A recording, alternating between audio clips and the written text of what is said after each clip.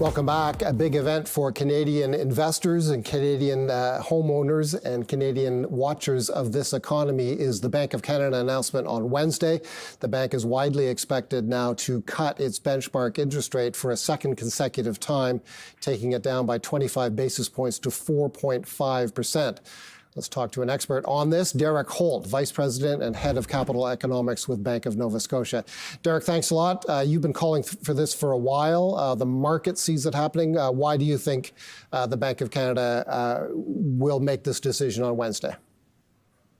Sure, I think a quarter point is pretty much a slam dunk, but it's not without its risks in terms of the go-forward path. I think for one thing, the Bank of Canada, when they start an easing cycle, they typically do so with the confidence to do it on a fairly persistent basis. So out of the past half dozen times when they have started a rate-cutting cycle, they've followed up the next cut with another cut. And the only exception was early 2015, when the policy rate started off at a very, very low level, 1%, and Governor Poloz at the time cut by 50 points, scattered over 3 meetings, because he didn't really have much room to move in response to that lower oil prices. But for the most part, when the bank has the confidence to go, they keep at it. And I think what they're looking at is the fact that we have a cooling economy that may be growing a little bit slower than potential GDP growth. So we're building up some slack in the economy. 4 out of the 6 inflation reports have been relatively soft so far this year. The last couple of months have not, however. And so going forward, there's still an open debate about what they will do over the rest of this year and on into next year. But I think it causes more damage if they don't go now and tighten market conditions than if they go ahead and cut. And remind us what exactly we're going to hear from the Bank of Canada on Wednesday. Are we getting a monetary policy report? Are we getting a news conference from Governor Tiff Macklem and Senior Deputy Governor Carolyn Rogers? This is the full deal. Yes, Paul, they get the monetary policy report, including full forecast updates. They will add to some of those forecast details. We'll get the first glimpse of what the Bank of Canada expects for the third quarter of this year and updated views going after with that. I don't really expect major changes, though, in terms of their GDP and inflation forecasts. I think you'll hear a somewhat similar narrative to the last time Governor Poloz spoke. And so we'll also hear that in the press conference between Governor Macklem and Senior Deputy Governor Rogers, when they said the last time around that, listen, we've got an economy that's cooling. We have confidence to begin this process. Each decision is going to be taken in its own merits. But going forward, we are not close to the limit of undercutting the Federal Reserve on the policy rate spread, and the governor signaled indifference to the currency. Those are risky forms of guidance, in my opinion, but it sounded like a governor who was very determined to be on a path toward easing on a further basis. And what is your outlook on the Canadian dollar as the Bank of Canada looks like it's on the doorstep of cutting rates twice while we're still waiting for our cousins south of the border to do the same thing?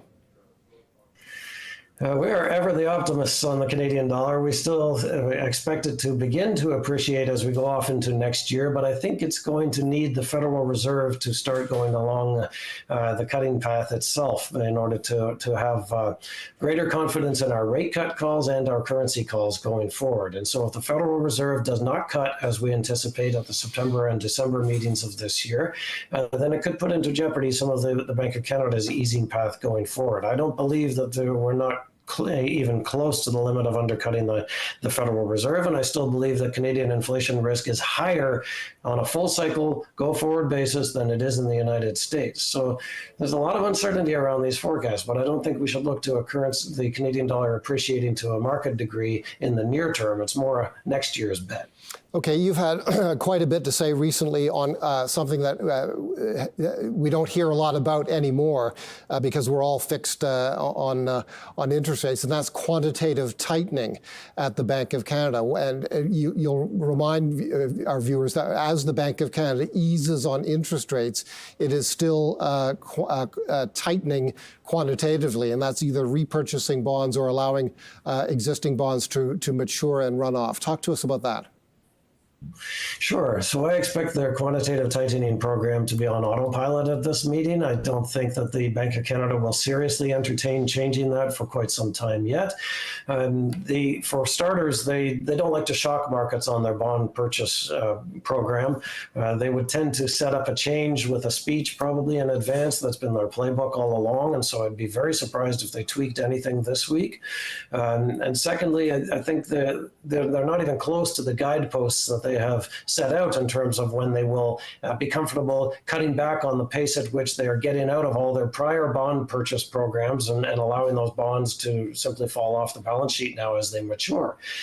For instance, they said that they wanted to get the settlement balances in the banking system down to $20 to $60 billion, or maybe a little bit higher than that, 80 billion, in that kind of range, and we're nowhere close to that. We're well above that. That equates to about 1 to 2% of nominal GDP, and we're still at about 4% of GDP in terms of the size of their Government of Canada bond holdings. So they have a long way to go even on that measure. I think the bank is determined to get out of the bond purchasing game and to reduce its portfolio, get out of the way on a determined basis going forward. And so they have the flexibility to go back in if they ever need to again. But there's a much, much higher bar, I think, going forward to re-enter the bond purchase exercises than the last time around during the exceptional circumstances of the pandemic. So this is a central bank that wants out. Is it counterintuitive that the bank is tightening in quantitative tightening while easing on interest rates?